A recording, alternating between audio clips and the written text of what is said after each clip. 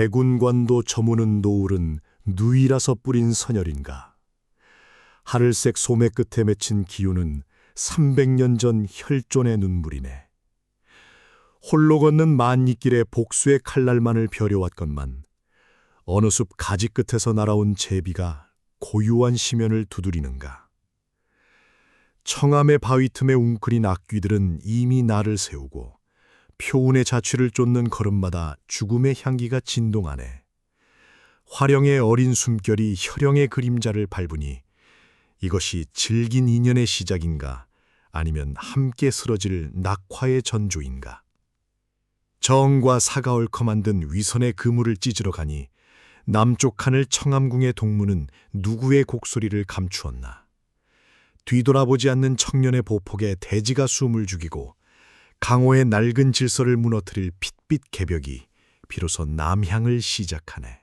청암국으로 향하는 험준한 산맥의 허리에 마치 버려진 고목처럼 위태롭게 서 있는 주막 하나가 있었다. 황령도. 세월의 무게를 이기지 못한 처마는 한쪽으로 비스듬히 기울었고 붉은 칠이 거칠게 벗겨진 문설주에는 산바람이 핥히고 간 흔적이 역력했다. 하나 그 남루한 외관과는 결코 어울리지 않는 진하고도 풍성한 육향이 골짜기의 찬 기운을 뚫고 사방으로 퍼져나가고 있었다. 그것은 길 잃은 나그네의 위장을 사정없이 뒤흔드는 지극히 원초적이고도 치명적인 유혹이었다. 유현과 묘령이 낡은 목조문을 밀고 안으로 발을 들였을 때 주막 내부는 예상 밖의 열기로 북적이고 있었다. 좁다란 탁자 5이 모두 주객들로 메워져 있었고 그중 간가운데 자리에서 터져나오는 웃음소리가 유독 높고 맑았다. 유현의 시선이 자연스럽게 그곳으로 향했다. 그곳에는 붉은 협의를 걸치고 긴 머리카락을 반쯤 풀어헤친 여인 둘이 앉아 있었다. 이미 반쯤 비워진 술병이 탁자 위에서 비틀거리고 있었으나 두 여인의 기세는 오히려 더 형형하게 타오르고 있었다. 특히 그중 한 명, 활달한 입꼬리를 매력적으로 밀어올리며 웃음을 터뜨리는 여인의 존재감이 주막 전체를 압도했다. 흘러내린 머리카락이 하얀 볼을 스치는 방식이나 거리낌 없이 휘두르는 큰 손짓은 마치 한떨기 만개한 모란처럼 생동감이 넘쳐 흘렀다. 소연이었다. 유현은 단 한 번의 눈길로 그녀가 평범한 아녀자가 아님을 직감했다. 호탕한 웃음 뒤에 가려진 예리한 청각과 시선은 주막 구석구석의 동태를 항시 감지하고 있었고 붉은 협의자락 아래로 잘깍 드러난 발목에 안정된 착지는 그녀가 언제든 일순일안에 살수로 변모할 수 있는 고수임을 방증했다. 묘령이 유현의 옷소매를 다급히 잡아당기며 창가 구석자리로 그를 이끌었다. 저 언니, 우리 화령당 사람이에요. 그것도 아주 무서운 선배라고요. 알고 있어. 네? 어떻게 보자마자 알아요? 설마 우리 당을 사찰이라도 한 거예요? 복색이다. 유현의 짧은 대답에 묘령이 눈을 깜빡이며 다시 소연을 살폈다. 과연 소연의 옷깃에는 묘령의 것보다 훨씬 정교하고 붉은색이 짙은 작은 꽃 문양이 수놓아져 있었다. 그것은 문파 내에서의 서열과 기량을 동시에 상징하는 낙인과도 같은 것이었다. 유현은 주변의 소란에 휩쓸리지 않은 채 주막 주인을 불러 육고기를 주문했다. 그리고는 시선을 돌려 창밖에 검푸른 능선을 응시했다. 청암궁까지는 이제 반나절의 거리. 방사겸의 정부가 틀리지 않았다면 표운갱 노운백이라는 노괴가 머물고 있다는 그 귀괴한 궁궐이 오늘 해가 지기 전에 그의 눈앞에 나타날 것이었다. 풍성한 육형이 주막의 공기를 채우던 평화는 낡은 목조문이 다시금 거칠게 부서지듯 열리며 종말을 고했다. 안으로 들이닥친 것은 칠흑 같은 무복을 입은 5 사내였다. 가슴팍에 선명히 박힌 백색 해골 문양, 천살문의 악귀들이었다. 그들의 손에는 기이하게도 병기가 아닌 차가운 냉기가 배어나오는 철제 함 하나가 들려 있었다. 함의 틈새로 배어나오는 칙칙하고도 불길한 냄새는 순식간에 황령루의 구수한 고기 냄새를 비릿한 악취로 변질시켰다. 대장격인 흉측한 상판의 사내가 소연의 탁자 앞에 멈춰섰다. 소연, 우리 문주께서 너를 간절히 부르신다. 귀한 손님으로 모시라는 명이 있었다. 한 박자 늦게 소연의 얼굴에서 생동감 넘치던 웃음이 썰물 빠지듯 사라졌다. 대신 그 자리에는 만년 한철처럼 차갑고 날카로운 고수의 기세가 내려앉았다. 나는 천살문의 개가 아니다. 네 놈 문주와는 나눌 술 한 잔 섞을 말 한마디도 없으니 당장 물러가라. 그건 네가 판단할 일이 아니지. 문주께서 원하시면 시체라도 모셔가는 것이 우리 천살문의 방식이다. 분위기는 순식간에 동결되었다. 주객들은 사색이 되어 벽 쪽으로부터 숨을 죽였고 소연의 오른손은 이미 탁자 아래 가려진 병기의 손잡이를 움켜쥐고 있었다. 그러나 천살문의 대장은 눈 하나 깜짝하지 않고 손가락을 퉁겼다. 절제 함이 열렸다. 안에서 튀어나온 것은 암기도 독침도 아니었다. 시커멓게 변색된 수십 알의 환약이 허공에서 일제히 으깨지며 미세한 분말 형태로 대기에 살포되었다. 시독환! 묘령의 짧은 비명이 유현의 귓가를 스쳤다. 그것은 강호의 금기 중에서도 가장 음험한 비술이었다. 죽은 자의 육신에 주입하여 고통을 모르고 오직 살육만을 반복하는 괴물을 만드는 술법. 파우더 형태로 퍼진 시독의 입자들이 주막의 등잔불 아래서 불길하게 명멸했다. 동시에 주막문이 다시 열렸다. 이번에 들어온 셋은 생자의 발걸음이 아니었다. 관절은 뻣뻣하게 굳어 삐걱거리는 소리를 냈고 초점 없는 눈동자는 안구 뒤편이 파먹힌 듯 공허했다. 그러나 그 죽어버린 육신에서 뿜어져 나오는 기압은 살아있는 고수들의 그것을 압도할 만큼 무겁고 살벌했다. 시독의 기운을 강제로 흡입하여 가동되는 세기의 시병들. 그들이 한 걸음을 내디딜 때마다 낡은 주막의 바닥판이 비명을 지르며 내려앉았다. 유현의 안광이 차갑게 가라앉았다.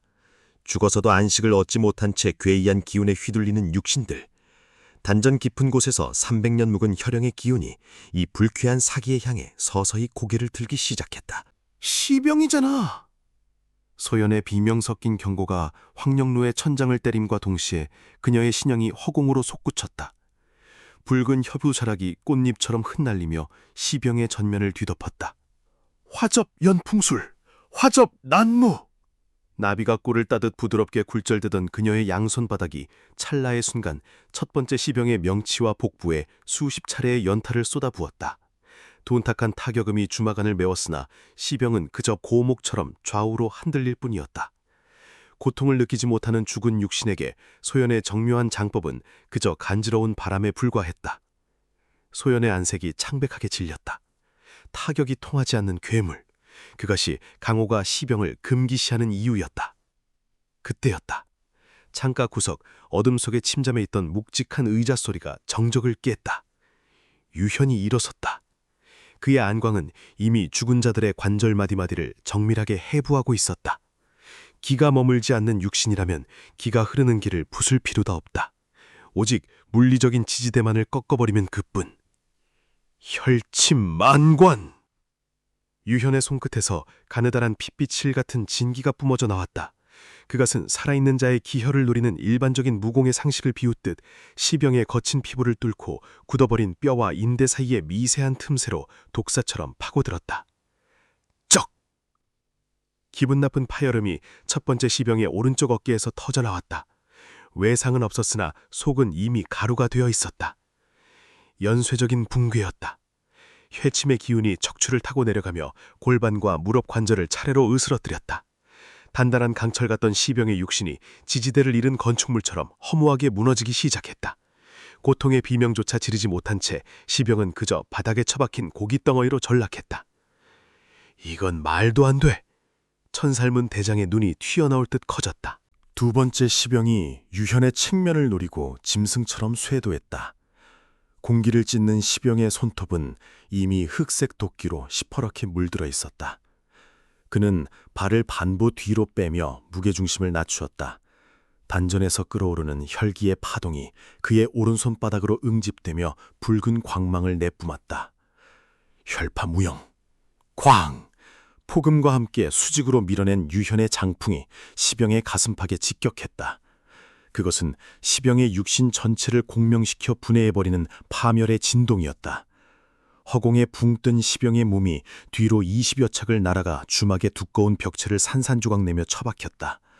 먼지 구덩이 속에서 경련하던 시병의 육신은 이내 기운을 잃고 멈추었다. 주막 안의 공기가 혈령의 압도적인 기압 앞에 무겁게 가라앉았다. 마지막 시병의 처단은 소연의 몫이었다. 유현이 시병들의 기세를 꺾어놓은 틈을 타 그녀의 손이 칼날처럼 역방향으로 휘어졌다.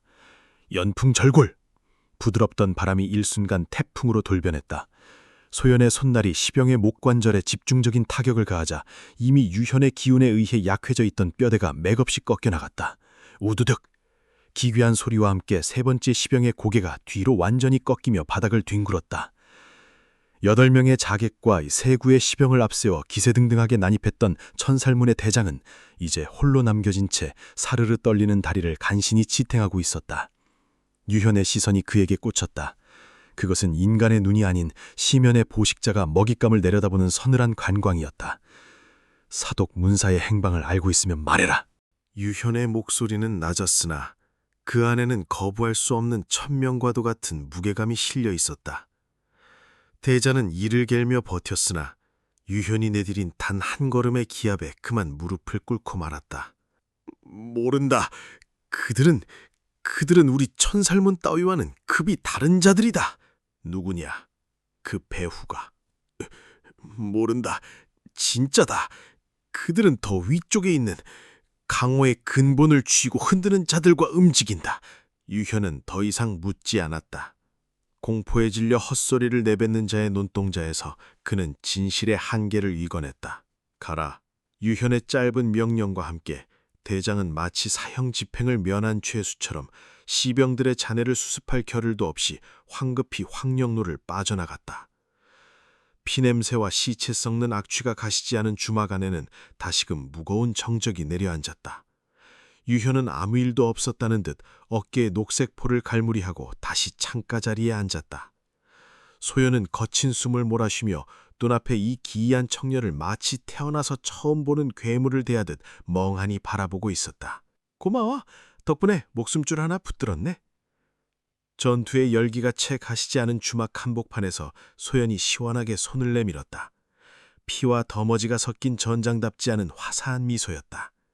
하나 유현은 그 손을 마주잡는 대신 가볍게 고개를 까딱이는 것으로 응수였다.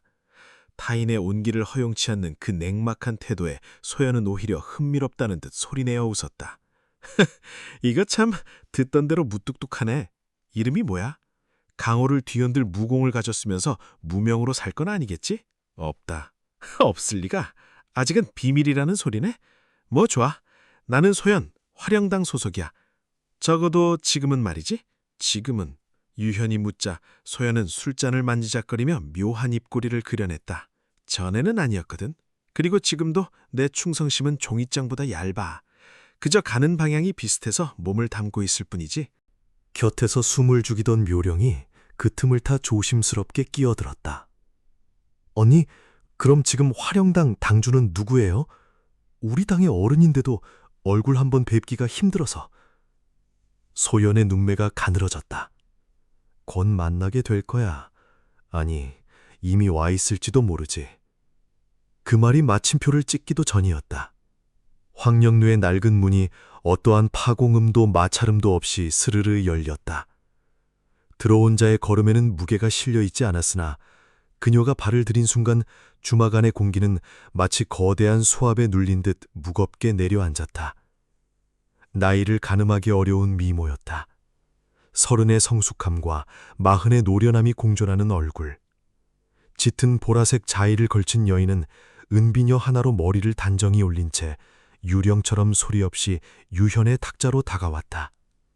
그녀의 눈빛은 너무도 깊어 마주보는 것만으로도 영혼이 빨려 들어갈 듯한 불쾌한 현기증을 일으켰다. 화령당 당주, 운소. 그녀는 주막 안의 참상을 단 한 번의 시선으로 훑어내렸다. 시병들의 뒤틀린 잔해, 부서진 벽면, 그리고 무심하게 앉아있는 유현. 그녀의 시선이 유현의 어깨에 머무는 순간 입술이 기이한 곡선을 그렸다. 운소는 허락도 구하지 않은 채 유현의 맞은편에 자리를 잡고 앉았다. 혈영신공이군요. 유현의 눈매가 꿈틀했다. 감추려 해도 감출 수 없는 근원적인 경계심이 그의 눈동자 속에서 핏빛 아지랑이로 피어올랐다. 이름은 운소라고 해요. 당신이 누구인지 어디서 왔는지 묻는 수고는 덜기로 하죠. 이미 다 알고 있으니까. 그녀의 미소는 웃음이라기보다 안면 근육의 미세한 떨림에 가까웠다.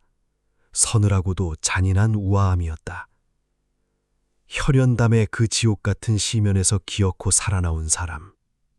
그리고 300년간 잠들어 있던 혈존 비급을 손에 넣은 전인. 강호라는 거대한 호수에 당신이라는 돌이 던져졌을 때 어떤 파문이 일어날지 짐작은 하고 있겠지요. 유현은 대답하지 않았다. 하나, 그의 단전 깊은 곳에서는 혈존의 도가 운소의 기운을 감지하고 거칠게 요동치고 있었다. 보라색 옷자락 아래 숨겨진 당주의 저 깊은 눈동자가 마치 유현의 심장을 들여다보는 듯했다. 원하는 게 뭔가? 유현의 목소리는 짧고 묵직했다. 탁자 위의 공기는 이제 더 이상 주막의 소란이 침범할 수 없는 단절된 공간으로 변해 있었다. 운소는 그 깊은 눈동자로 유현을 뚫어지게 응시하며 마치 천년의 세월을 함축한 듯한 한마디를 던졌다. 협력. 군더더기 없는 명확한 제안이었다. 유현의 미간이 미세하게 좁아지는 것을 지켜보던 운소가 보랏빛 섬의 끝에서 가느다란 손가락을 내밀어 탁자 위를 짚었다. 사동문사의 행방, 저는 알고 있어요. 그 이름이 운소의 입술 사이로 흘러나온 찰나, 유현의 눈동자 안에서 칠흑 같은 어둠을 뚫고 핏빛 불꽃 하나가 번쩍였다가 사라졌다. 그것은 일반적인 고수의 눈으로는 결코 잡아낼 수 없는 영혼의 밑바닥에서 솟구친 본능적인 격동이었다. 하나, 운소는 그 찰나의 흔들림을 놓치지 않았다. 그녀의 입가에 어린 미소가 조금 더 짙어졌다. 어디에 있나? 지금 당장은 말할 수 없어요. 모든 일에는 때가 있는 법이고 무엇보다 이 강호에서 공짜로 얻어지는 정보란 없으니까요. 조건이 있어요. 조건이 뭔가? 화령당은 현재 천살분과의 피할 수 없는 분쟁에 깊이 휘말려 있어요. 방금 당신이 목도한 것처럼요. 그 지긋지긋한 악연을 끊어내고 우리 당의 안위를 확보하는데 당신이 가진 그 혈존의 힘이 필요해요. 그 대가로 당신이 그토록 갈구하는 사동문사의 거처를 명확히 알려드리죠. 유현은 탁자 위에 놓인 화령당의 하얀 손을 내려다보았다. 낡은 나무 탁자의 결을 따라 흐르는 긴장감이 유현의 등줄기를 타고 흘렀다. 어머니의 비령, 강연허의 처참한 최후, 그리고 스스로를 중이며 버텼던 혈연담의 지옥. 그 모든 악몽의 기점에는 사동문사라는 4명의 악귀가 있었다. 유현이 천천히 고개를 들어 운소의 눈을 정면으로 마주했다. 신용할 수 있는 사람인가? 그 질문에 운소가 이번에는 가면 같은 미소를 지우고 완연하게 소리내어 웃었다. 그 웃음소리는 맑으면서도 기이하게 서늘했다. 화령당의 당주가 강호에서 거짓말로 이름을 얻은 적은 없답니다. 비겁할지언정 기만하지는 않는 것이 나의 방식이니까요. 옆에서 무료하게 술잔을 돌리던 소연이 툭하니 말을 얹었다. 믿어도 돼.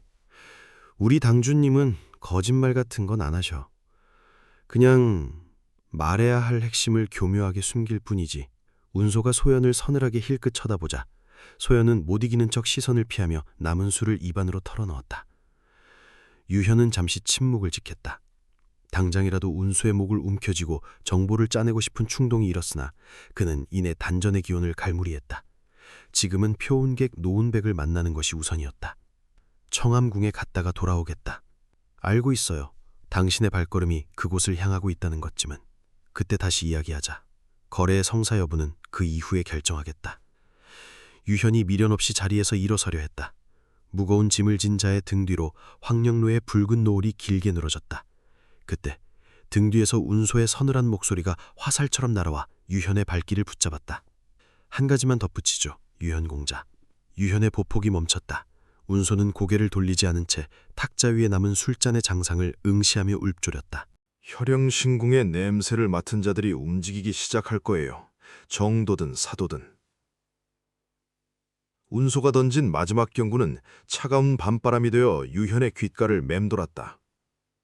스승 목승학이 입버릇처럼 말하던 강호의 생리. 빛이 강할수록 그림자는 더욱 짙게 들이운다는 이치는 이제 유현에게 피할 수 없는 현실로 다가오고 있었다. 유현은 그 경고를 가슴 깊은 못에 묻어둔 채 마침내 험준한 산맥이 끝나는 절벽의 품 안에서 청암궁과 마주했다. 세상과 단절된 듯한 그곳은 건축물이라기보다 거대한 바위산의 일부처럼 보였다. 깎아지른 절벽을 등받이 삼아 세워진 석조 궁궐은 세월의 이끼를 뒤집어 쓴 채 고고한 위용을 뽐내고 있었다. 길이 끊긴 곳에 속가는 듯한 돌계단이 솟아 있었고 집채만한 바위가 문이 되어 외부인의 접근을 거부하고 있었다.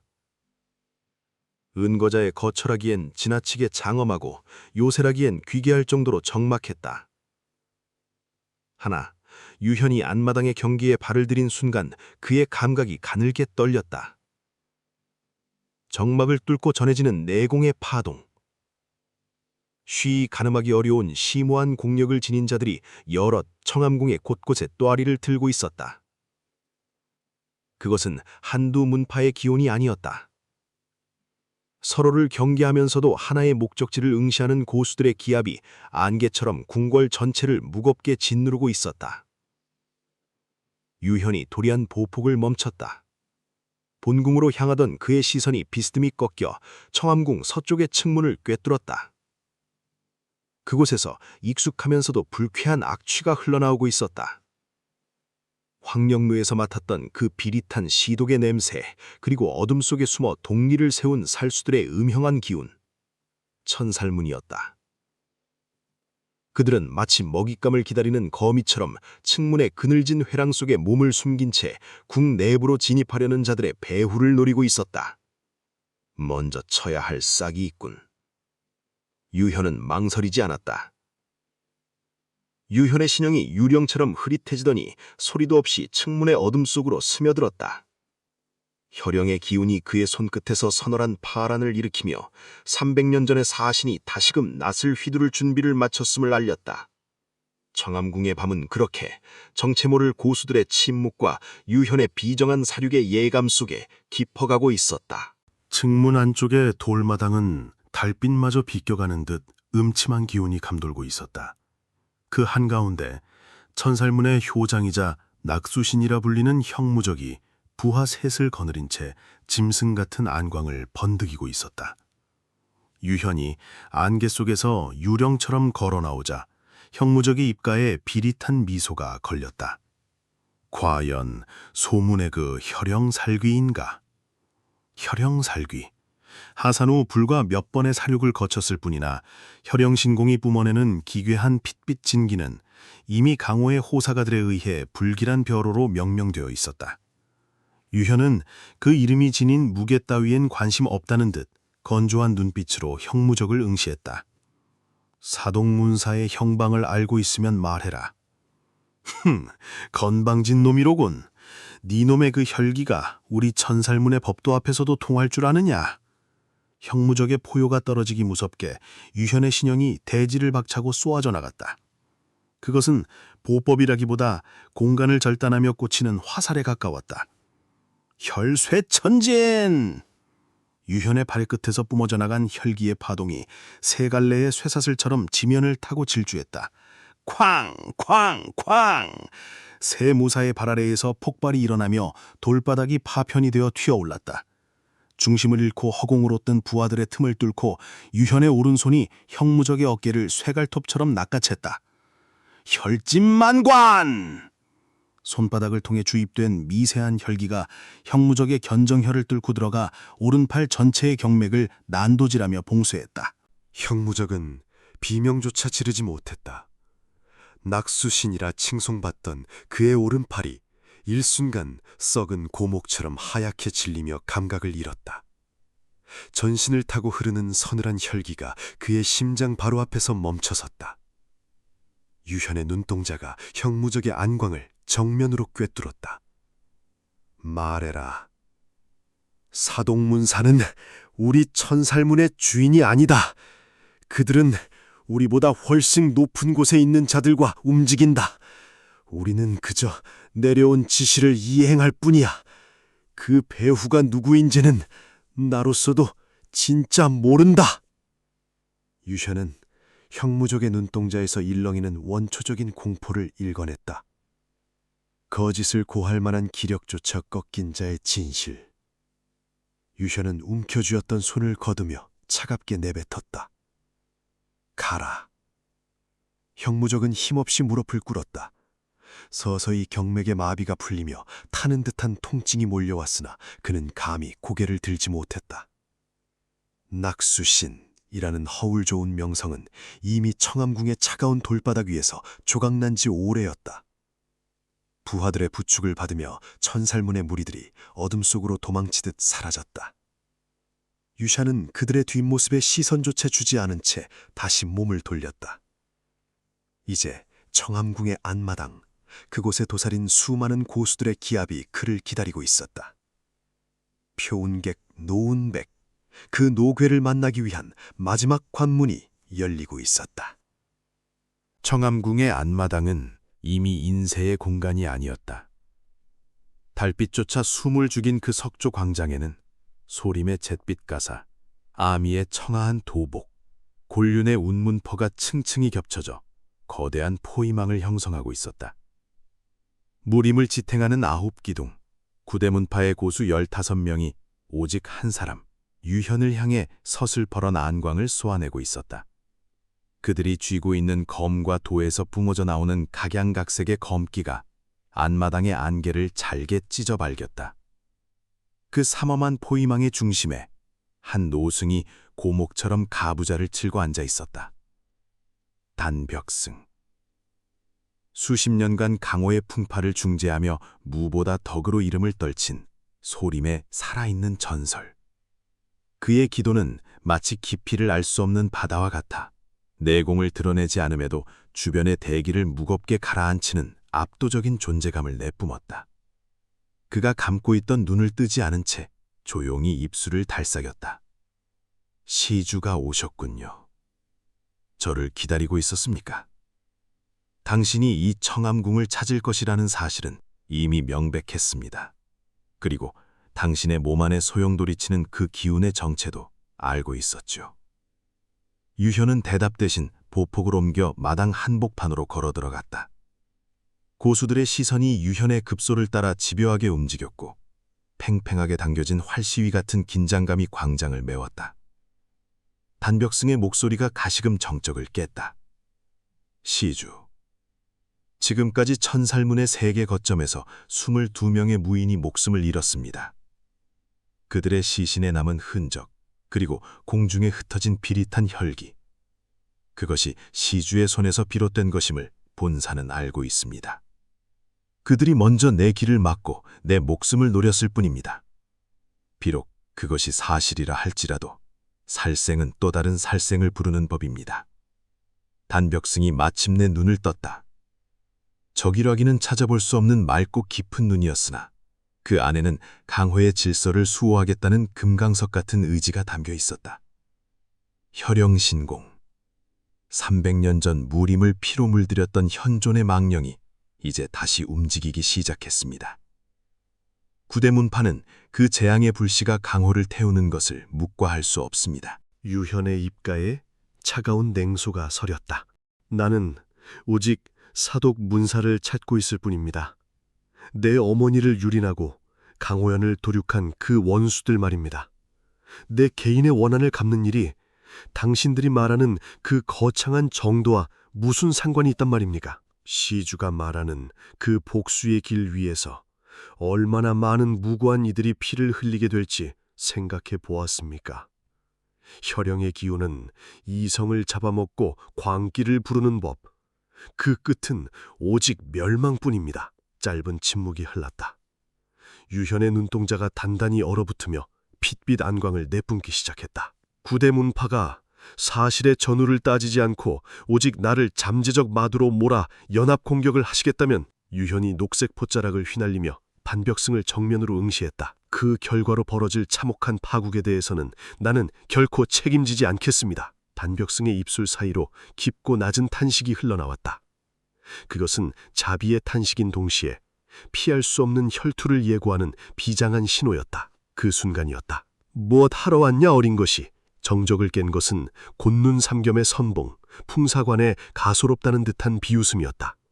하나 마당 가장자리에서 그를 마주한 묘령의 눈동자는 이미 이성을 태워버릴 듯한 투지로 이글거리고 있었다.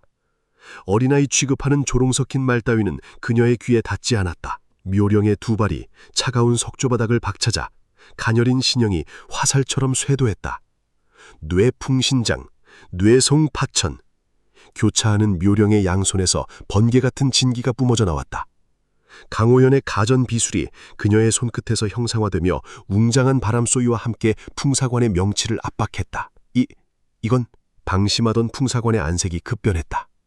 촉함 속에 실린 묵직한 파괴력은 결코 어린아이의 장난질이 아니었다. 풍사관은 황급히 내공을 끌어올리며 반걸음 물러서 중심을 잡았다. 명문정파의 중견 고수가 무명 소녀의 첫 초식에 뒤로 밀려난 것이었다. 곤눈 일기견법, 선경비법. 수치심에 휩싸인 풍사관의 검이 섬광하람 묘령의 어깨를 겨냥해 꽂혀들었다.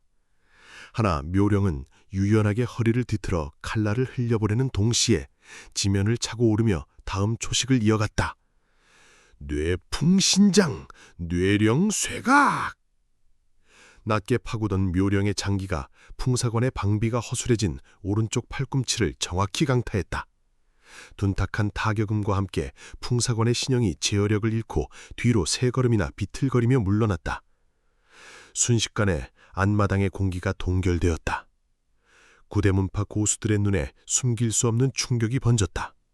소림의 고승도 아미의 여협도 믿을 수 없다는 듯 묘령을 주시했다. 이름조차 알려지지 않은 어린 소녀가 곤론파의 정예 고수를 정면 대결해서 압도한 것이다. 이 아이가 감히 디년. 안면이 벌겋게 달아오른 풍사관이 검을 고쳐지며 살기를 뿜어냈다. 묘령은 오히려 기세를 높이며 두 손을 가슴 앞에 모아 올렸다. 어디 곤눈 삼검 세 분이 다 나오시죠? 셋이 한꺼번에 상대해드릴 테니. 묘령, 비켜! 그때 마당을 가로질러 날아온 유현의 목소리가 묘령의 호기를 가로막았다.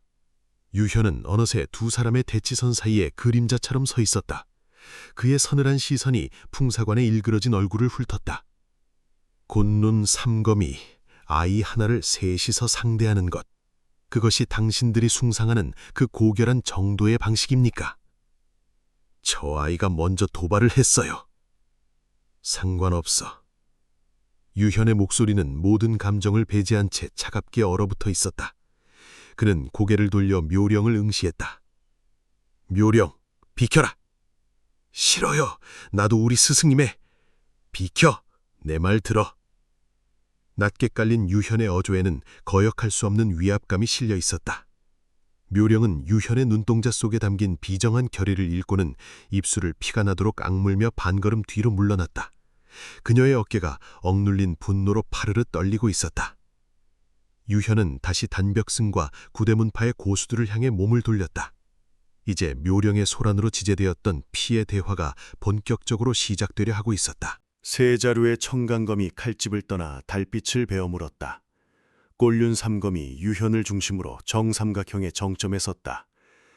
각자의 기운은 독립적이었으나 그들이 내뿜는 검압은 보이지 않는 사슬로 연결되어 거대한 소용돌이를 형성하기 시작했다. 꼴륜 일기검법의 정수, 연안 합격진이었다. 삼절 귀일, 풍사관의 호령과 함께 세 개의 그림자가 동시에 쇄도했다. 좌우에서는 파도 같은 검기가, 정면에서는 송곳 같은 검광이 유현의 급소를 노리고 입체적으로 파고들었다. 그것은 단순한 공격이 아니었다. 유현이 점유한 공간 전체를 수천 개의 조각으로 해체하려는 듯한 압도적인 압착이었다. 유현은 그 살기 어린 검광의 소용돌이 속에서 조용히 눈을 감았다. 단전 밑바닥에서 혈연밤의 비릿한 한기가 치밀어 올랐다. 혈홍복권! 유현의 두 팔이 허공에 거대한 원을 그리자 그의 전신에서 핏빛 무지개 같은 파동이 사방으로 방사되었다. 쾅! 폭풍과 폭풍이 정면으로 충돌했다. 마당의 석조바닥이 비명을 지르며 내려앉고 자욱한 흙먼지가 고수들의 시야를 가렸다. 삼방에서 짓눌러오던 곤륜의 검기가 혈기의 파동에 부딪혀 산산조각 났다. 세 명의 고수가 각자 두 걸음씩 비틀거리며 물러서나 중심에선 유현은 미동조차 하지 않았다. 그의 발취해 고인 그 힘자만이 핏빛 광망의 일렁일 뿐이었다. 이럴 수가, 정면으로 튕겨냈단 말인가. 마당을 둘러싼 구대문파 고수들 사이에서 억눌린 신음이 터져나왔다. 골률 삼검의 합격 초식을 단신으로, 그것도 수비가 아닌 정면 돌파로 파쇄한 광경은 그들의 상식을 비웃고 있었다. 풍사관의 눈에 서렸던 수치심은 이제 광기 어린 집념으로 변해 있었다. 그는 동료들을 향해 짧은 수신호를 보냈다. 3명의 기운이 다시금 하나로 음축되기 시작했다. 일기관천! 세 자루의 검끝이 하나의 점으로 모였다. 권윤 삼검의 생애를 건 최후의 초식. 세 줄기의 검기가 융합되어 거대한 빛의 기동을 형성하더니 유현의 심장을 향해 일직선으로 쏘아져 나갔다. 공기를 태우는 마찰음이 앞마당을 찢어발겼다.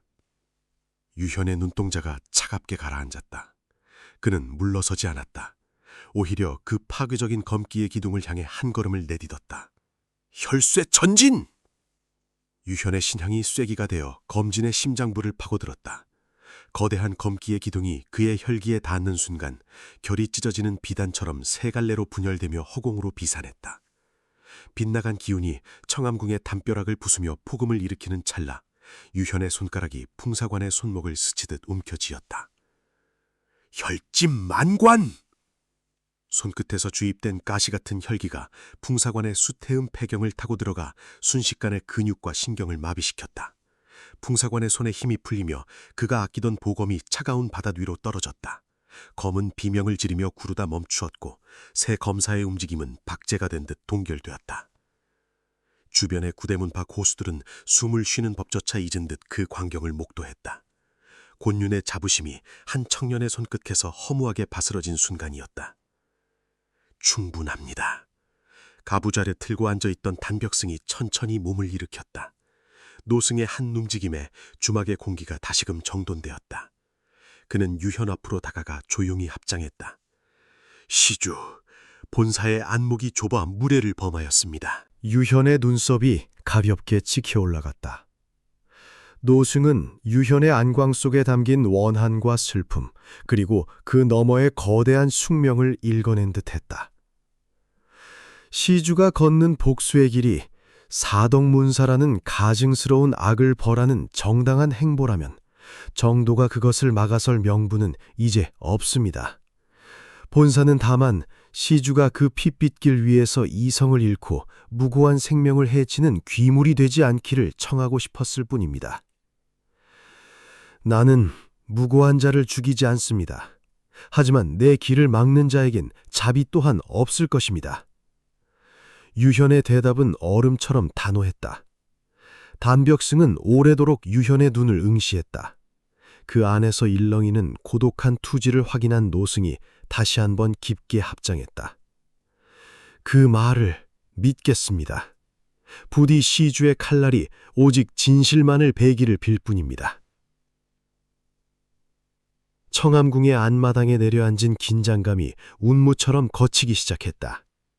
유현은 바닥에 떨어진 풍사관의 검을 지나쳐 드디어 노운백이 기다리고 있을 궁궐의 깊은 어둠 속으로 발을 내디뎠다.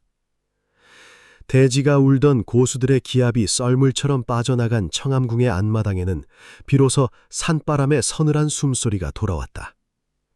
유현은 구대문파의 고수들이 남긴 무거운 침묵을 딛고 안채를 향해 천천히 보폭을 옮겼다. 누군가 손을 대기 전에 안채의 낡은 목조문이 마치 유현의 도착을 기다렸다는 듯 스스로 입을 벌렸다. 그 문틈 사이로 모습을 드러낸 것은 이른의 풍파를 고스란히 뒤집어 쓴 듯한 노인이었다. 가슴팍까지 흘러내린 5줄기의 백염과 각진 광대뼈는 비정한 강호의 세월을 짐작해 했으나 그 움푹 팬 눈 속에서 빛나는 안광만은 서리 맞은 가을 하늘처럼 맑고 고요했다. 특히 유난히 발달한 그의 두 귀는 마치 대기 중의 미세한 진동조차 가닥가닥 분리해 듣는 듯 귀괴한 신비감을 자아냈다. 천음괴수, 표윤객, 노은백. 강호연이 보낸 아이가 드디어 왔구나. 노은백의 첫마디가 유현의 심장을 예리한 비수처럼 파고들었다. 강호연 어르신은 알고 있다. 그 고집불통이 결국 먼저 길을 떠났다는 것을. 노은백의 목소리는 담담했다. 하나 그 담담함은 슬픔이 없어서가 아니라 너무도 깊은 슬픔을 내공으로 억눌러 평면화시킨 고수의 인내였다. 노인은 유현을 빤히 바라보다가 고개를 돌려 안채 안쪽을 가리켰다. 들어오너라. 바람결에 실려온 네 소문이 너무 많아 직접 확인해야 할 이야기가 차고 넘치는구나. 유현은 안채로 발을 들였다. 묘령은 유현의 앞날에 자신이 방해가 되지 않겠다는 듯 문가에 서서 굳건히 마당을 지키겠다는 의사를 눈빛으로 전했다. 방 안에는 은은한 차향이 배어 있었다. 노은백은 익숙한 손놀림으로 찻잔을 채워 유현의 앞에 밀어놓았다. 김이 모락모락 피어오르는 잔미로 두 사람의 시선이 충돌했다. 노은백의 맑은 눈동자가 유현의 안면 구석구석을 해부하듯 훑어내렸다. 네 아버지 이야기를 하기 전에 먼저 물어야 할 것이 있다. 이 대답의 무게에 따라 내가 너에게 전할 진실의 깊이도 달라질 테니까. 유현은 찻잔에 손을 대지 않은 채 노은백을 정면으로 응시했다. 물으십시오. 너는 지금 사동문사를 쫓고 있다. 그것이 단순히 네 어머니를 죽인 자들에 대한 복수인가? 아니면 네 아버지가 남긴 그 지독한 굴레를 끊어내기 위함인가? 만약 그 끝에 네가 마주할 진실이 복수보다 더 참혹하다면 너는 그 칼날을 거둘 용기가 있느냐? 정적이 방안을 가득 메웠다. 찻잔 속의 찬물이 노은백의 질문에 공명하듯 미세하게 떨리고 있었다. 유현의 안광 속에 핏빛 현령의 잔상이 서늘하게 일렁였다. 혈연담에서 살아나왔고 혈존 비급을 손에 넣었으며 혈영 신공을 익혔다. 이 모든 천명을 갖춘 자가 사동문사를 단죄한 뒤 그 너머의 도살인 거대한 실체를 마주하게 된다면 어찌할 것인가? 노은백의 질문은 단순한 문답이 아니었다. 그것은 유현의 영혼에 던지는 투망이었고 그 그물에 걸려 올라올 진심의 무게를 가늠하는 저울질이었다. 유현은 피하지 않았다. 그의 안광은 노인의 깊은 눈동자를 정면으로 꿰뚫으며 한치의 흔들림 없는 육성을 뱉어냈다. 내 어머니를, 유린하고 죽인 자들을 내 손으로 직접 멸하겠습니다. 내게 허락된 무공은 오직 그 피의 빚을 청산하기 위한 도구일 뿐 그 너머에 무엇이 있든 상관없습니다. 그 빚을 갚기 위해 베어야 할 목이 네 상상을 초월할 만큼 많을지라도 말이냐. 알고 있더라도 그것이 1000갈래 10,000갈래의 길일지라도 상관없습니다. 노은백은 찻잔을 천천히 내려놓았다. 달그락 작은 도자기 소리가 적막한 안채의 공기를 찢고 메아려 쳤다. 노인의 입가에 서린 담담한 기운이 일순간 장중한 비장함으로 변모했다. 좋아. 그렇다면 이제 말하겠다. 그 짧은 한마디에 실린 무게는 방금 전 마당을 뒤흔들던 구대문파의 기압보다 압도적으로 무거웠다. 유현은 등을 꼿꼿이 세우고 노은백을 마주하였다. 마치 거대한 폭풍의 눈앞에 선 이력편주처럼 그는 곧 들이닥칠 진실의 파고를 온몸으로 받아낼 준비를 마쳤다. 지금 이 순간부터 노은백의 입술을 통해 흘러나올 말들은 결코 이전에 평온했던 상태로 돌아갈 수 없게 만드는 운명의 낙인이 될 것이었다. 비극의 문이 비명을 지르며 열리고 있었다. 천음은 적막하여 바람조차 키를 잃고 혈흔은 깊어 300년 세월을 거스르네. 한 번 열린 진실의 문은 닫히지 않으리니 복수의 칼날 아래 춤추는 것은 그 누구의 혼백인가. 차는 식어 고요하나 가슴엔 불길이 이노라. 청암궁의 무거운 빗장이 다시 열리고 떠나려던 유현의 흑보자락이 밤바람에 한번 크게 휘날리다 멈추었었다. 노은백과의 대화는 아직 끝을 맺지 못하였다. 천음괴수가 열어준 부친의 비사는 그 입구의 문고리만을 만진 것에 불과하였다. 문 너머의 진실을 마주하기에는 시간이 더 필요하다는 노인의 고집을 유현은 묵묵히 받아들였다. 내일을 기약하며 청암궁의 거대한 목조대문을 나서던 찰나 유현의 시야에 한 인형이 들어왔다. 잿빛 가사를 정갈하게 여민 소림의 고승 단벽승이었다. 그는 마치 유현이 이 시간에 문을 나설 것을 예견하기라도 한 듯 미동도 없이 그곳에 우뚝 서 있었다. 시주. 단벽승의 음성이 가라앉은 안개처럼 낮게 깔렸다. 유현은 걸음을 멈추고 고승을 바라보았다. 그의 안광은 고요했으나 그 속에 담긴 의지는 결코 가볍지 않았다. 시주께 한 가지를 더 청하고 싶소. 말씀하십시오. 노사께서는 무엇을 더 원하시는 것입니까? 단벽승은 대답 대신 두 손을 천천히 합장하였다. 깊이 감겼던 눈이 다시 열렸을 때 그 안에는 아까 마당에서 보았던 경계와는 사뭇 다른 무거운 우려와 진지함이 서려 있었다. 본사와 한번 대련하여 주시겠습니까? 이것은 승부를 가리자는 격돌이 아니오. 다만 시주의 무공이 닿은 그 경지가 어디까지인지를 본사의 눈으로 직접 확인하고 싶을 뿐입니다. 그래야만 본사가 판단할 수 있습니다. 시주가 지금 이 험난한 강호에서 어느 수준의 위험에 직면해 있는지를 말이오. 유현의 눈매가 가늘게 떨렸다. 잠시 동안의 무거운 침묵이 대문 앞을 채웠다. 유현의 시선이 노승의 전신을 훑어내렸다. 함정인가 아니면 다른 의도가 숨겨진 수인가. 하나 단벽승의 맑은 눈동자 어디에도 살기나 비열한 측량의 흔적은 없었다. 노승은 무를 통해 정보를 원하고 있었다. 유현의 그릇을 측정하고 그 그릇이 담아낼 수 있는 진실과 그에 따를 폭풍의 크기를 가늠하려는 자비의 발로였다. 알겠습니다. 노사의 뜻이 그러하시다면 마다치 않겠습니다. 유현의 대답은 짧고 명료하였다. 두 사람은 다시 청암궁의 안마당을 골렸다. 달빛이 비스듬히 기울어 석조 바닥에 퀴괴한 그림자를 드리우고 있었다. 구대문파의 고수들이 물러난 자리, 이제는 오직 소림의 정종고승과 혈영신궁을 품은 청년만이 마주섰다. 마당을 휩쓸던 먼지는 가라앉았으나 두 사람이 뿜어내는 기세가 맞부딪히며 다시금 정적 속의 소용돌이를 일으키기 시작했다. 달빛조차 숨을 죽인 청암궁의 정막 속에서 단벽승의 마른 손이 천천히 허공을 갈랐다. 그 움직임은 마치 정지된 시간을 밀어내는 듯 느릿하였으나 그가 손바닥을 펼쳐 보이는 순간 대기는 비릿한 마찰음을 내며 압착되기 시작했다. 대자비장, 자비무상! 폭풍 같은 쾌속함은 없었다.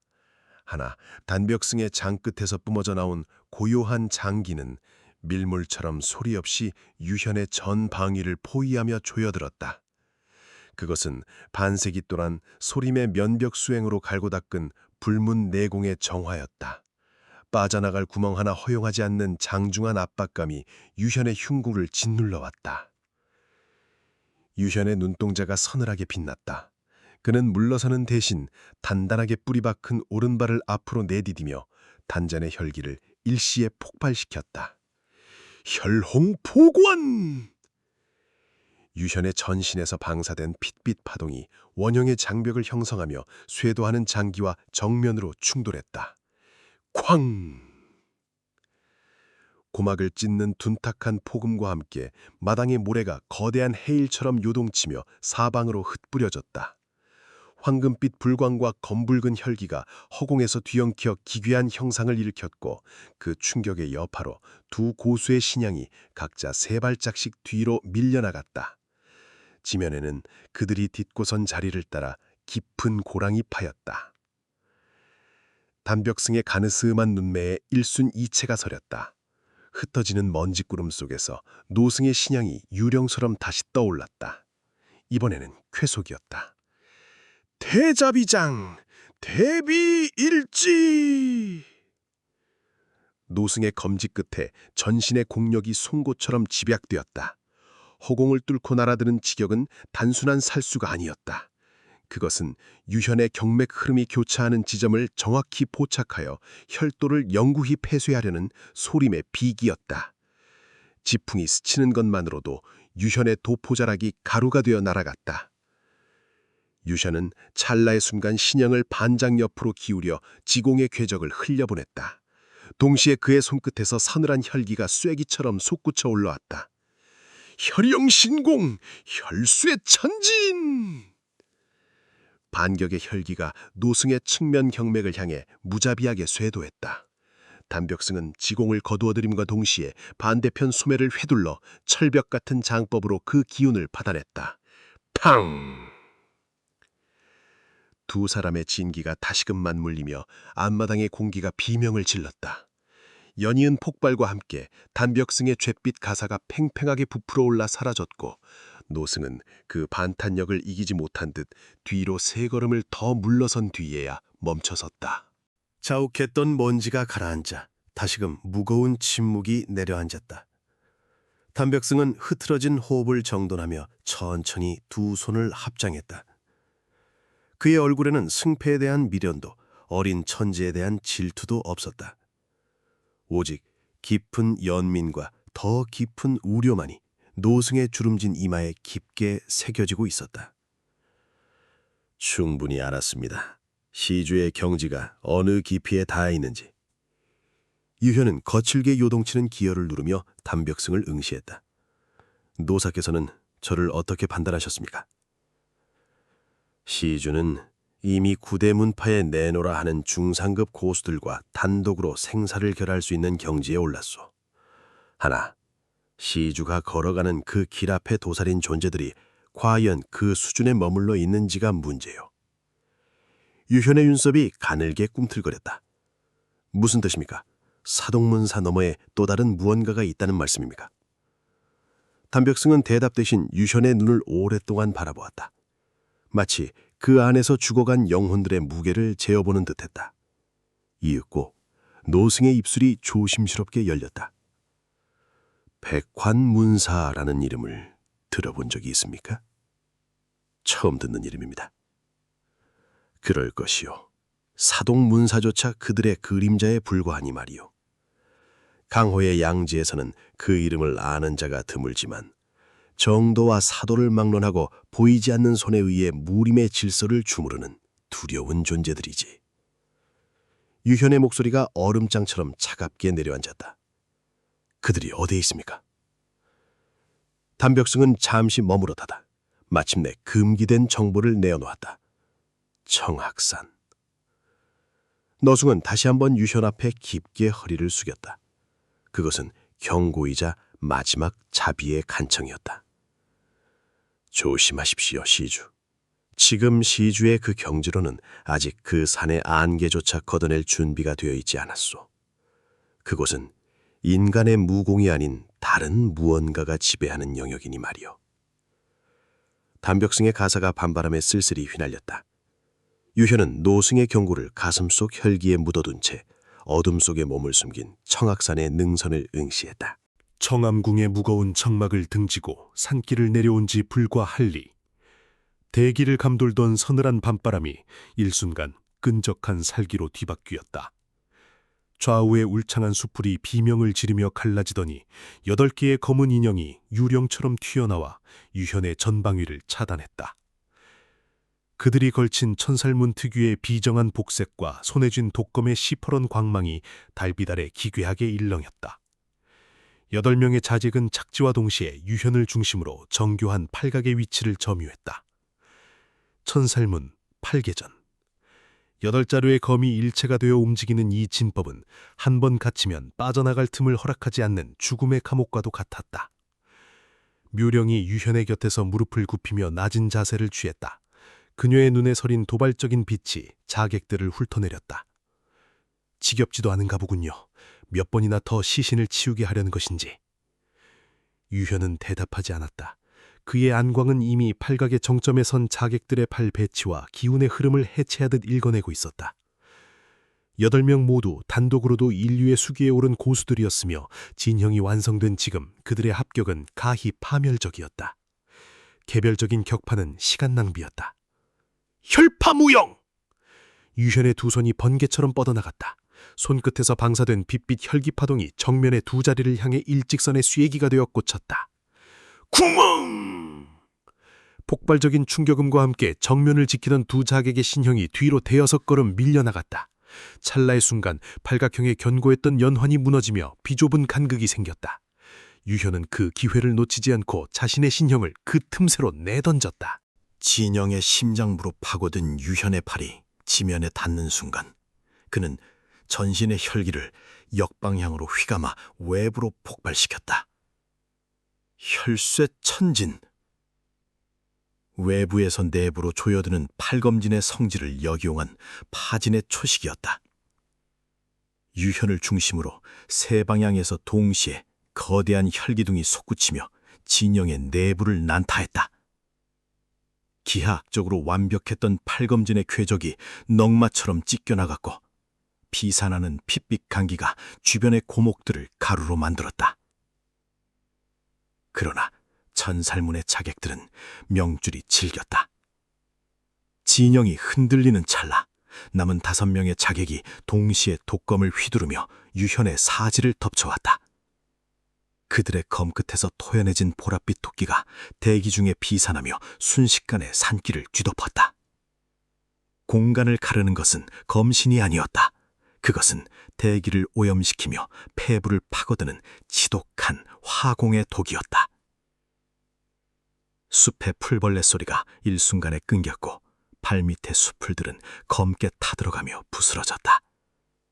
도끼가 빚어낸 끈적한 압박감이 유현의 숨통을 조여왔다. 5자루의 독검이 그물망처럼 얽히며 유현의 급소를 향해 입체적으로 쇄도하고 있었다. 도끼가 폐부를 옥죄고 5자루의 독검이 유현의 숨통을 향해 그물망을 좁혀오던 바로 그 찰나였다. 어디서 발원하였는지 산의 어느 능선에서 몸을 날린 것인지조차 짐작할 수 없는 검은 인형 하나가 폭풍처럼 허공을 가르며 팔검진의 한복판에 내려 꽂혔다.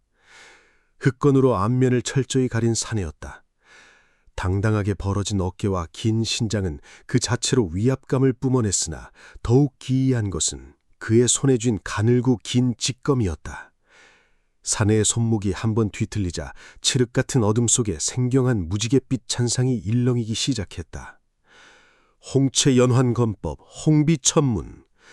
사내의 갈라진 음성이 터져나옴과 동시에 한 줄기 검격이 연속적인 파동으로 분열되며 세 갈래의 빗줄기로 쇄도했다.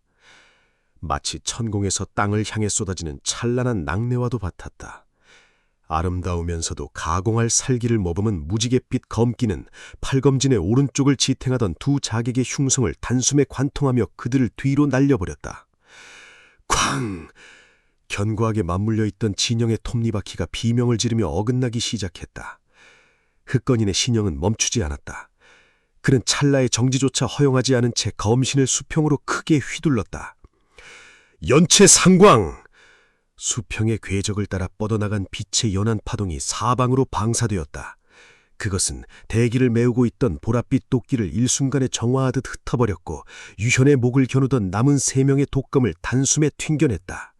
챙그랑 철과 철이 부딪히는 예리한 파공음이 산길에 메아리치며 자객들의 수중에서 검이 이탈했다. 유현은 이 기적 같은 틈을 놓칠 만큼 어리석지 않았다. 흑건인이 만들어낸 찰나의 공백 속에서 그는 이미 단전의 혈기를 손가락 끝으로 응축하여 사출할 준비를 마친 상태였다. 혈침만관! 유현의 두 손이 번개보다 빠른 속도로 허공을 수놓았다. 그의 손끝에서 사출된 무수한 핏빛 실들이 허공을 가로지르며 중심을 잃은 자객들의 전신을 파고들었다. 그것은 인체의 경맥 속에 직접적으로 침투하여 내기의 흐름을 강제로 역류시키고 뒤틀어버리는 비정한 혈법이었다. 경맥이 차례로 파열되며 봉쇄되는 둔탁한 소리가 이어졌다. 독검을 다시 쥐려던 자객들의 손가락이 기괴하게 뒤틀렸고 그들의 안광은 공포와 절망으로 급격히 물들었다. 단 한 명의 예외도 없이 천살문의 정예들은 실 끊긴 인형처럼 차례대로 무릎을 꺾이며 흙바닥에 처박혔다. 완벽했던 팔검진은 이제 형체를 알아볼 수 없는 넝마가 되어 흩어졌다. 자욱한 먼지와 잔류하던 도끼가 가라앉은 산길 위에는 오직 거친 숨을 몰아치는 유현과 직검을 거두어들이는 흑건인, 그리고 경직된 채 쓰러진 자객들의 육신만이 남았다. 정막이 돌아온 숲속에서 흑건인이 유현을 향해 천천히 고개를 돌렸다.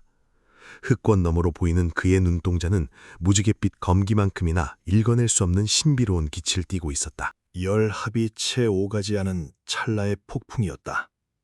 숲을 뒤덮었던 보랏빛 도끼는 무지갯빛 검광에 흩어졌고 자객길의 비명은 유현의 혈침에 삼켜졌다. 정막이 돌아온 산길 위에서 유현은 천천히 고개를 돌려 복면의 협격을 응시했다. 흑건이로 드러난 두 눈은 차분했다. 만년설선의 정화를 머금은 듯 깊고 고요한 그 안광은 낯선 일을 경계하는 자의 날카로움보다는 마치 오래된 면식을 가진 이를 확인하는 자의 그것처럼 유현을 꿰뚫고 있었다. 누구인가? 유현의 목소리가 밤이슬처럼 차갑게 내려앉았다.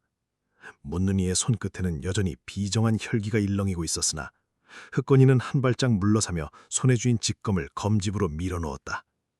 챙그랑 서늘한 쇳소리가 정막을 깼다. 그저 상관없는 사람일 뿐이야.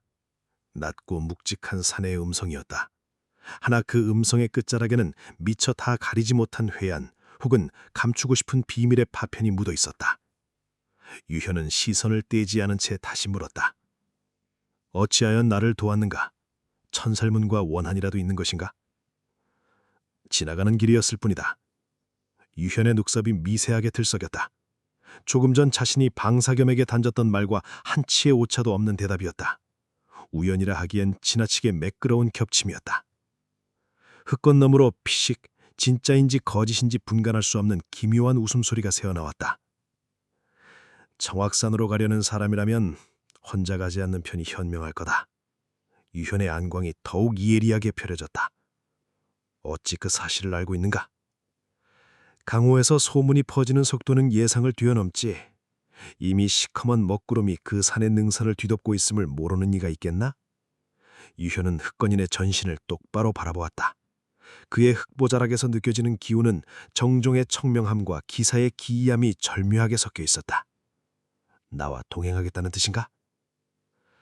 방향이 같을 뿐이야. 그 이상의 의미는 두지 마라. 사내는 대답을 마침과 동시에 다시금 산의 상부로 시선을 돌렸다. 두 사내의 그림자가 달빛 아래 하나로 겹쳐졌다가 흩어졌다. 그것은 혈연인지 혹은 악연인지 알 수 없는 새로운 인과의 시작을 알리는 묵직한 전주곡이었다.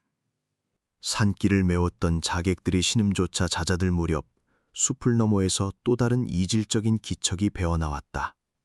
어둠보다 짙고 밤안기보다 은밀한 보랏빛 기류였다.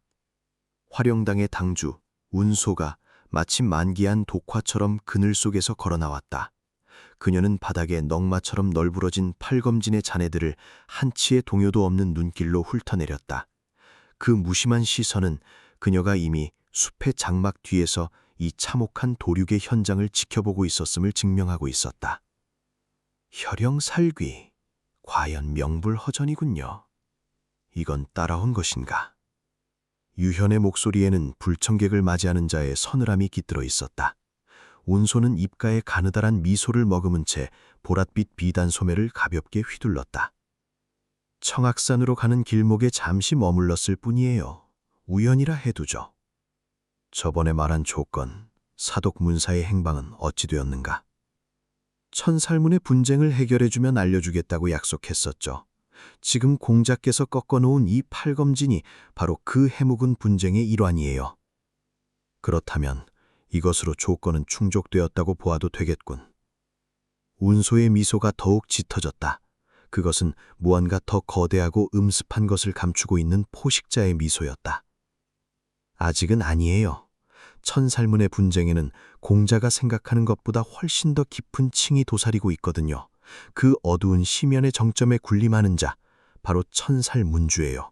그 자의 목숨을 거두기 전까지는 거래는 완성되지 않아요. 유현의 눈매가 날카로운 칼날처럼 좁아졌다. 천살문주가 어디에 있는가?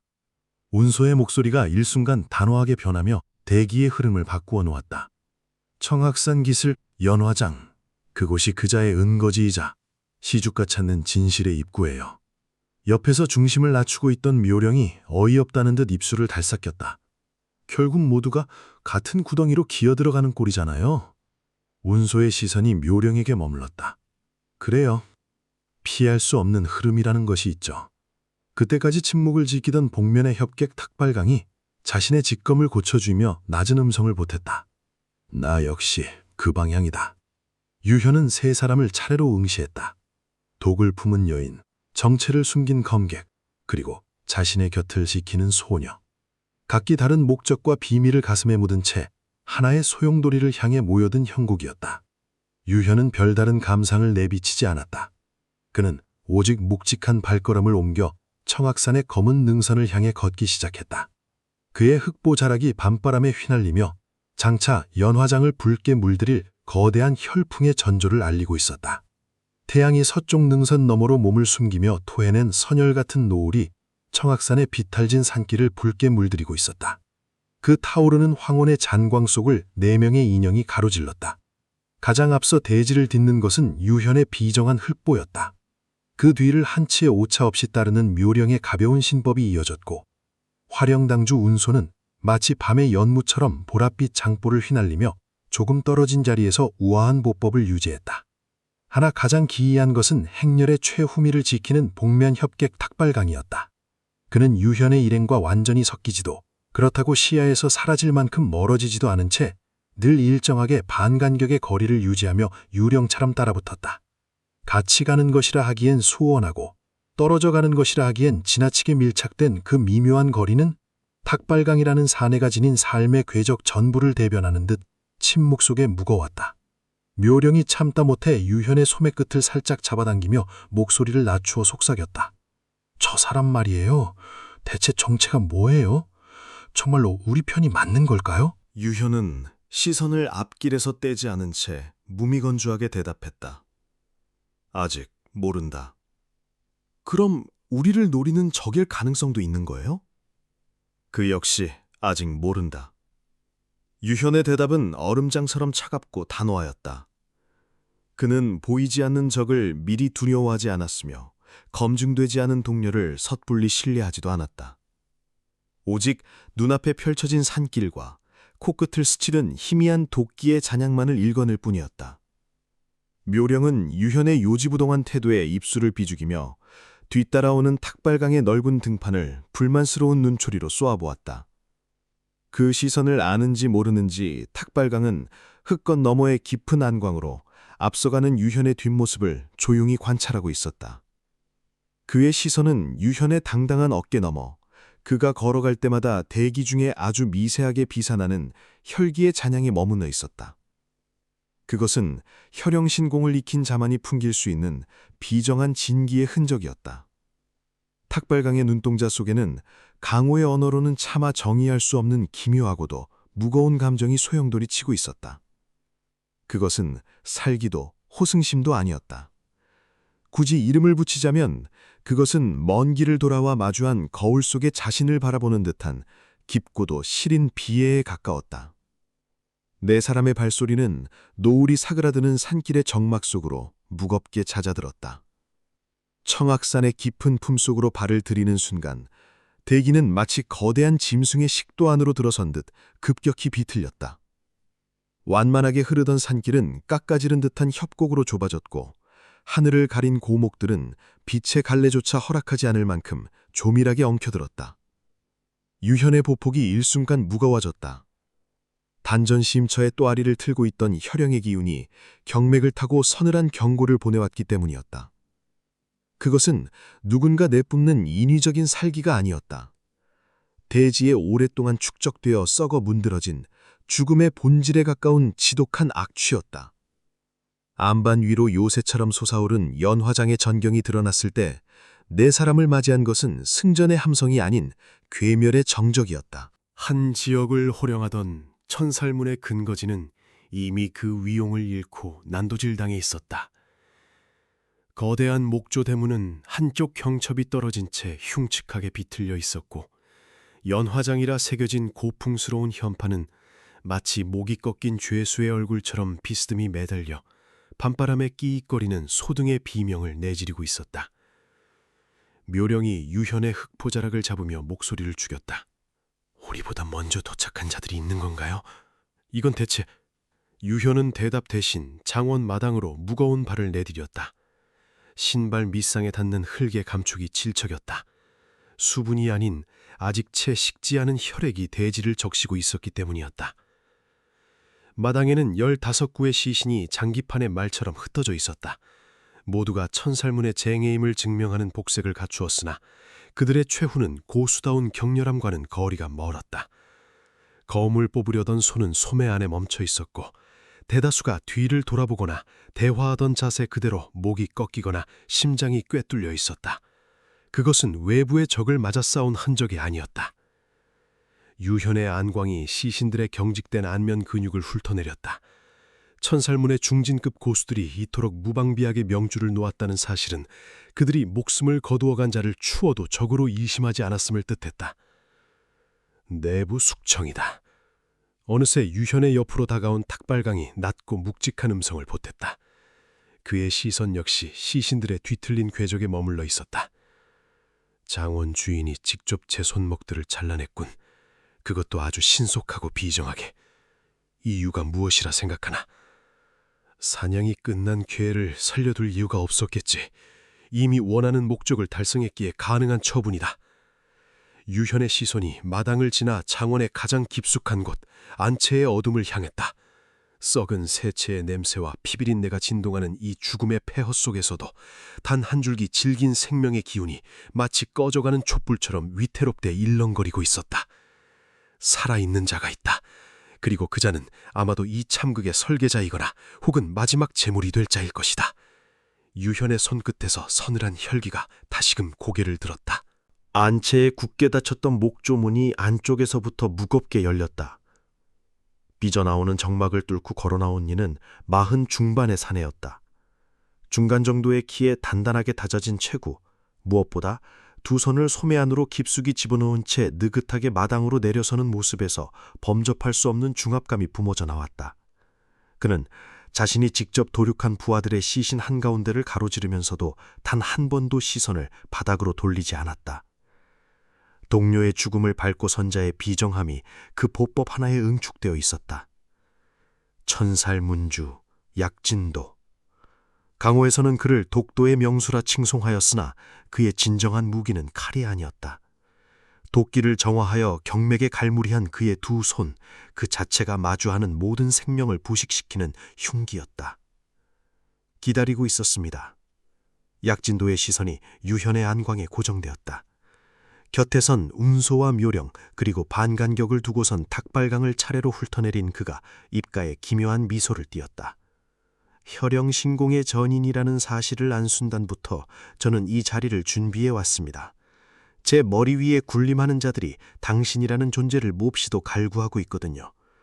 제가 당신을 그들에게 넘겨주기만 하면 저는 비로소 그 지긋지긋한 속박에서 자유로워질 수 있습니다. 운소의 안색이 일순 창백하게 질렸다. 그녀는 약진도가 내뱉은 말의 이면에 숨겨진 거대한 그림자를 즉시 포착했다. 당신을 조종하는 자들이 설마 백환문사인가요? 약진도의 시선이 운소에게 향했다. 화령당 당주께서는 과연 강호의 이면을 꿰뚫어 보시는군요. 그 이름을 함부로 입에 올리는 것 자체가 이미 목숨을 포기한 것이나 다름없음을 모르는 건가요? 그래서 저도 오늘 이 번잡한 장원을 정리한 것입니다. 약진도는 마당에 널브러진 시신들을 무심하게 훑었다. 더 이상 천살문은 존재하지 않습니다. 저는 오늘부터 그 누구에게도 얽매이지 않는 혼자일 뿐이지요. 유현이 한 발짝 앞으로 내디뎠다. 그의 발바닥 아래서 마른 흙이 부서지는 소리가 정막을 깼다.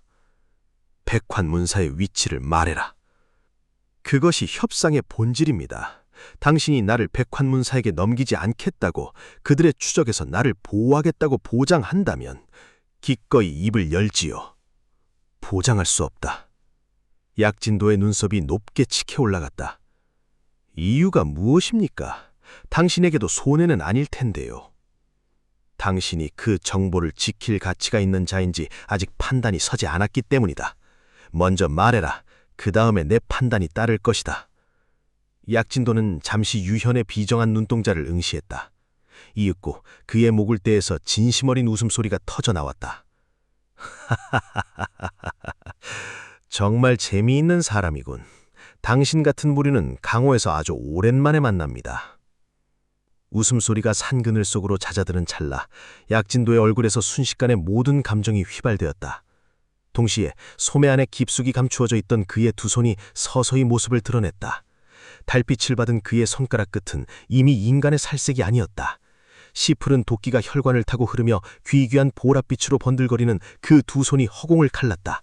약진도의 소매가 펄럭이는 순간 연어장의 마당은 순식간에 아비규환의 도격으로 변모하였다. 태극 만독공, 만독산장.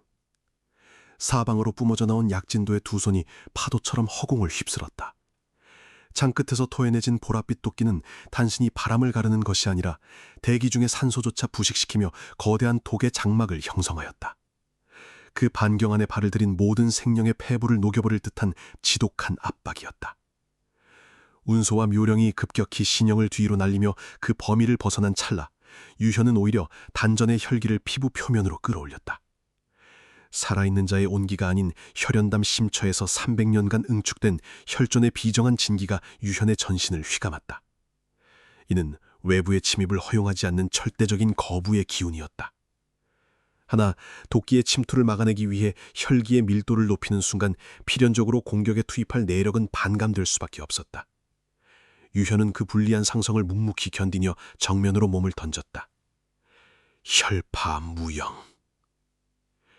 도간기를 찢고 진전하는 혈기의 파동이 약진도의 장기와 정면으로 충돌하였다. 두 기운이 말부딪히는 지점에서 기류가 역전되며 거대한 기의 회오리가 발생하였다. 자욱한 보랏빛 동무와 검붉은 혈기가 뒤섞여 비명을 지르는 그 소용돌이 속에서 약진도의 신형이 기괴한 각도로 꺾이며 유현의 측면을 파고들었다. 태극만독공, 동룡천지.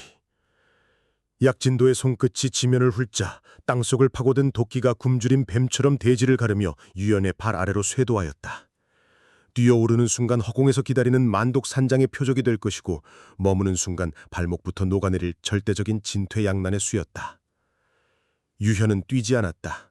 그는 오히려 무게중심을 낮추며 대지를 향해 자신의 혈기를 방사하였다. 혈침만관. 지면을 타고 흐르던 동룡의 궤적을 유연의 혈침이 역방향으로 꿰뚫어버렸다. 경로를 잃은 도끼가 집안 아래에서 거칠게 뒤틀리다 이내 마당 한가운데를 폭발시키며 솟구총을 놨다. 쾅! 석조바닥이 파편이 되어 사방으로 비산하는 그 파멸의 먼지 구름 속에서 약진도가 마지막 절초를 뽑아들었다. 그의 모든 생기를 한 점의 손끝에 응집한 비기였다.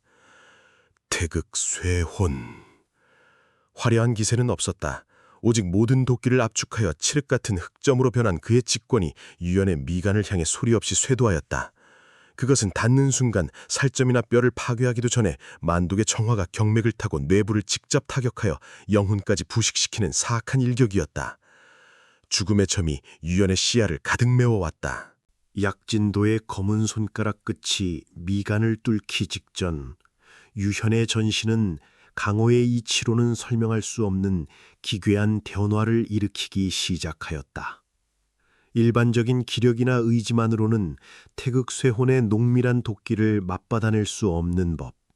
혈기의 장벽이 무너지는 찰나 유현의 두 눈이 이 순간 처음으로 형령한 핏빛으로 물들었다. 그것은 인간의 안광이라기보다 지옥의 심처에서 타오르는 업화에 가까웠다. 혈존 비급의 제3층, 300년 전 무림을 공포로 몰아넣었던 혈존의 도가 응집된 혈연담의 기원이 단전의 제약을 넘어 전신의 혈도로 폭발하듯 확산되었다. 비급의 구절대로 그것은 인위적인 수련으로 도달하는 경지가 아니었다. 생사의 기로에 선 육신이 스스로 생존을 위해 열어젖힌 금기의 문이었다. 혈영신공, 혈홍복관! 유현의 두 손바닥에서 피어오른 핏빛 진기가 거대한 동심원을 그리며 방사되었다. 주변의 대기는 비명을 지르며 진동하였고 마당의 고목들은 뿌리째 흔들리며 잎을 떨구었다. 이전에 전개하던 초식과 이름은 같았으나 그 속에 담긴 파괴력은 이미 차원을 달리하고 있었다. 원형으로 폭발한 혈기의 파동은 반경 2장 이내의 모든 공간을 핏빛의 성역으로 재편하였다. 쇄도하던 약진도의 태극쇠혼은 그 파동에 닿는 순간 단 한마디의 비명도 남기지 못한 채 허공에서 흔적도 없이 증발하였다. 도끼가 혈기에 잠식당하며 흩어지는 광경은 마치 성난 파도가 모래성을 쓸어버리는 것처럼 압도적이었다. 충격파의 정점에 노출된 약진도의 신형이 종잇장처럼 구겨지며 뒤로 튕겨나갔다. 10발짝을 넘게 날아간 그의 육신은 장원의 두터운 석조 벽면에 박혔고 무너져 내린 기와 파편들이 그의 전신을 덮었다. 연화장의 안마당에 소름 끼치는 정막이 깔렸다. 자욱하게 피어올랐던 도간개는 유현의 혈기에 씻겨나가고 오직 비릿한 혈양만이 대기를 메웠다. 반간격을 유지하던 탁발강이 어느새 유현의 옆으로 다가와 나란히 섰다. 그는 붉은 안광을 갈무리지 못한 유현의 옆골구를 시종일관 복잡한 안광으로 응시하다 나직한 목소리로 중얼거렸다. 그게 정녕 네가 가진 힘의 전부인 것이 맞나? 그 물음 속에 담긴 감정은 경탄인지 아니면 감당할 수 없는 괴물에 대한 경계인지 분간할 수 없었다. 유현은 단지 무너진 벽면 너머에서 미세하게 이어지는 약진도의 숨소리를 향해 핏빛 서린 시선을 던질 뿐이었다. 혈옹의 파동이 휩쓸고 간 안마당에 소름 끼치는 정막이 내려앉혔을 때 안채 깊숙한 곳에서 삐걱거리는 문소리가 정막을 깼다. 어둠을 헤치고 걸어 나온 이는 17 혹은 8쯤 되었을까 싶은 어린 소녀였다. 등 뒤로 길게 흘러내린 유련한 머릿결과 봄날의 대나무처럼 청아한 연녹색 의복은 시체와 파편이 뒹구는 이 참혹한 현장과는 도저히 어울리지 않았다. 하나 더욱 기이한 것은 그녀의 눈빛이었다. 소녀는 벽에 박힌 제 아비와 유현을 번갈아 바라보면서도 공포나 전율 대신 서늘할 정도의 냉정한 관찰안을 유지하고 있었다. 묘령이 본능적으로 소녀의 앞을 막아서며 다급히 외쳤다. 위험해요. 어서 안으로 들어가요. 여긴 당신 같은 사람이 있을 곳이 아니에요. 소녀의 시선이 묘령에게 머물렀다. 그 눈은 호수처럼 깊고도 고요하였다. 내 집이에요. 내가 어디로 가겠어요? 묘령은 예상치 못한 소녀의 대꾸에 굳어버렸다. 유현은 핏빛 서린 안광은 소녀의 전신을 훑어낸 뒤 벽에서 간신히 몸을 빼내고 있는 약진도에게 물었다. 그대와 어떤 관계인가? 약진도는 입가에 흐르는 피를 닦아내지도 못한 채 딸아이를 바라보며 자조적인 미소를 지었다. 네, 딸아이입니다. 약진도의 딸아이는 담담했다. 그녀는 아비가 저지른 내부 숙청과 그가 맞이한 패배를 이미 알고 있었다는 듯 단 한 방울의 눈물도 보이지 않은 채 말을 이었다. 아버지가 무엇을 하려 하셨는지 알고 있었어요. 막지 않았습니다. 그것이 아버지가 선택한 삶의 마지막 발악이임을 알았으니까요. 약진도는 딸의 무심한 말투에 오히려 구원받은 듯한 표적을 지었다. 그는 유연을 향해 몸을 돌렸다. 이제 그의 눈에는 조금 전에 광기 어린 투기 대신 지독하게 묵직한 진실의 무게만이 응결돼 있었다. 말하겠습니다. 당신이 찾는 모든 것의 입구를. 듣겠다. 숨김없이 뱉어라. 사독문사는 현재 북방 흑도련맹의 그늘에 숨어 있습니다. 하나 그들은 허울뿐인 방패일 뿐 진짜 주인은 백환문사입니다. 그자의 은거지는 청악산 가장 깊은 심처, 만년 동안 볕이 들지 않는 혈왕전입니다. 혈왕전. 그 이름이 유연의 고막을 때리는 순간 유연은 가슴 깊은 곳에서 끓어오르는 혈기의 진동을 느꼈다. 그 비열한 독계의 출발지가 그곳인가? 약진도의 안광이 한층 더 무겁게 가라앉았다. 그것은 연민이라기보다는 피할 수 없는 운명에 직면한 자의 비애였다. 지시한 것이 아닙니다. 사독문사가 벌인 참극은 백환문사가 설계한 거대한 바둑판에 작은 돌 하나에 불과했습니다. 당신의 어머니뿐만 아니라 당신의 아버지 역시 그들의 계획 속에 깊숙이 연루되어 있었지요. 아니, 더 정확하게 말하자면 당신의 아버지가 바로 그 모든 비극적 계획의 원인이었습니다. 그분이 아니었다면 백환문사는 움직이지 않았을 겁니다. 유연의 신형이 크게 흔들렸다. 그는 벼락이라도 맞은 듯 한 발짝 앞으로 내디디며 약진도의 멱살을 쥐듯 다가갔다. 내 아버지가 누구인가? 그분이 대체 무엇을 했기에 원인이 되었단 말이냐? 약진도의 입술이 천천히 열렸다. 금방이라도 세상을 뒤흔들 진실이 터져나오려던 찰나였다. 그분은 약진도의 목소리가 채 완결되기도 전 대기를 찢는 날카롭고도 불길한 파공음이 연화장의 정막을 단숨에 조각내버렸다. 허공을 찢는 파공음이 연화장의 정막을 단숨에 조각내었다. 그것은 단순한 화살이나 암기가 아니었다. 청악산의 깊은 어둠 속에서 발원하여 장원을 직격하려는 실로 강포하고도 예리한 살기의 줄기였다.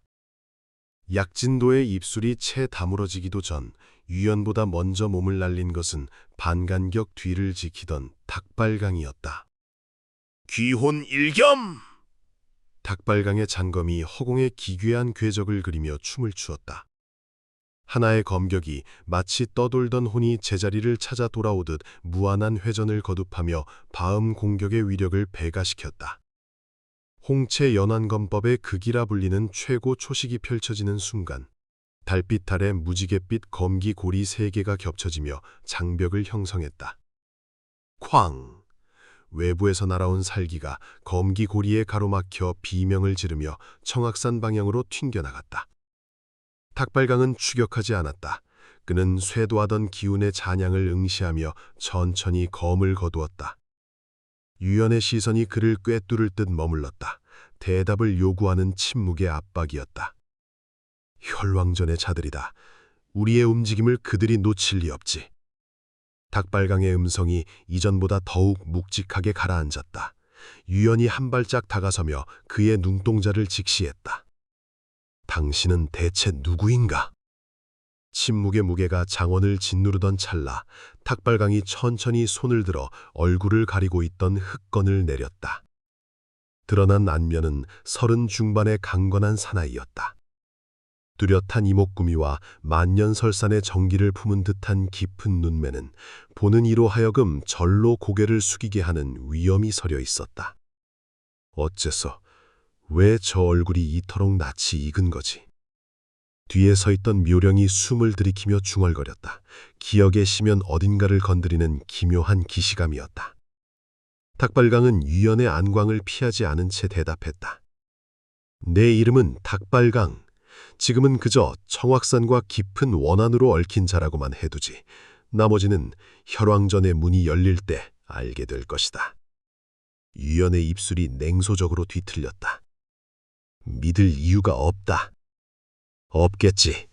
하나 지금까지 네 등줄을 노리던 무수한 살기를 소리 없이 지워낸 것이 누구였는지는 네 본능이 더 잘 알고 있을 터. 두 사내 사이에 팽팽한 기류가 흐르는 사이 연녹색 의복을 입은 소녀 설린이 조용히 유현의 앞을 가로막았었다. 피비린내 나는 마당에서 홀로 청아한 빛을 발하는 그녀의 존재는 이질적이다 못해 비현실적이었다.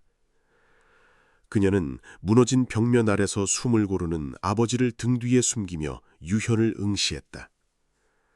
제 아버지를 데려가주 마십시오. 유현의 문이 차갑게 식었다. 혈영신공의 비정한 기운이 설린의 주변을 위협적으로 감돌았다.